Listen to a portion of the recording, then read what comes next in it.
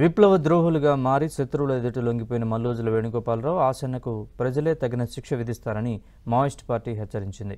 మరోవైపు మావోయిస్టులతో సంబంధాలు తెంచుకోవాలని రాజకీయ నేతలకు కేంద్ర మంత్రి బండి సంజయ్ వార్నింగ్ ఇచ్చారు.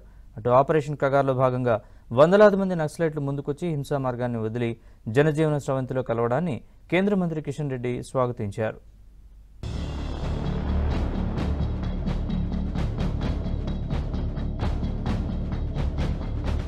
మావోయిస్టుల లొంగుబాట్లపై మావోయిస్టు కేంద్ర కమిటీ స్పందించింది. మావోయిస్టు పార్టీ కేంద్ర కమిటీ అధికార ప్రతినిధి అభయ్ పేరుతో 4 పేజీల లేఖ విడుదల చేసింది.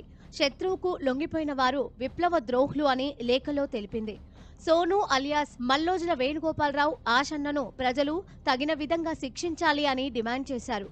మల్లోజుల ఆశన్న ముఠాను పార్టీ నుంచి బహిష్కరిస్తున్నట్లు తెలిపారు. విప్లవానికి ప్రతిఘాతుకంగా ఆపరేషన్ కగార్ మొదలైందన్నారు. లొంగిపోయిన వారు సుఖానికి స్వార్థానికి అలవాటు పడ్డారని మావోయిస్టు పార్టీ ఘాటు వ్యాఖ్యలు చేసింది.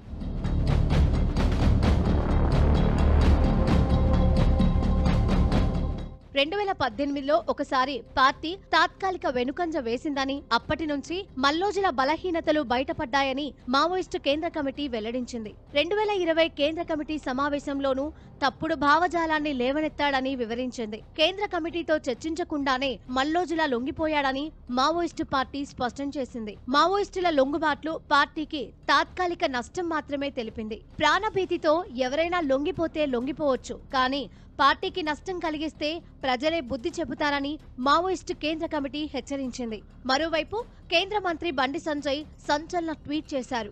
మావోయిస్టులతో సంబంధాలు తెంచుకోవాలంటూ నేతలకు సూచించారు. లేకపోతే మీ గుట్టు బయటపడుతుందంటూ వార్నింగ్ ఇచ్చారు. అవినీతి, నేరం, ఉగ్రవాద సంబంధాల నెట్వర్క్ను వెలికితీస్తున్నామని, దేశ భద్రతకు ముప్పు కలిగించేవారు ఎవరైనా తప్పించుకోలేరంటూ బండి సంజయ్ ట్వీట్ చేశారు.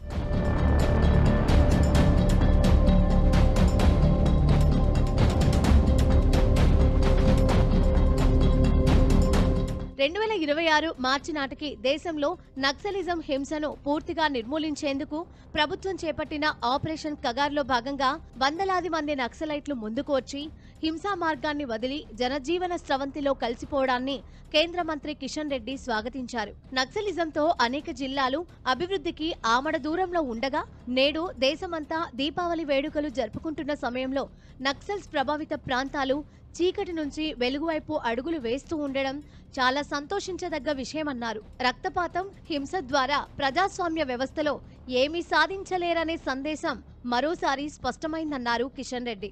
నక్సల్ రహితంగా మారిన ఆయా జిల్లాల్లో మౌలిక సదుపాయాల అభివృద్ధి, సంక్షేమ కార్యక్రమాల అమలు, యువతకు మెరుగైన ఉపాధి అవకాశాల కల్పనకు కేంద్ర ప్రభుత్వం కట్టుబడి ఉందని ఆయన చెప్పారు. మావోయిస్టుల ఏరువేతే లక్ష్యంగా కేంద్రంలోని బీజేపీ ప్రభుత్వం ఆపరేషన్ కగార్ చేపట్టగా పలువురు మావోయిస్టులు జనజీవన స్రవంతిలో కలిసిపోతున్నారు.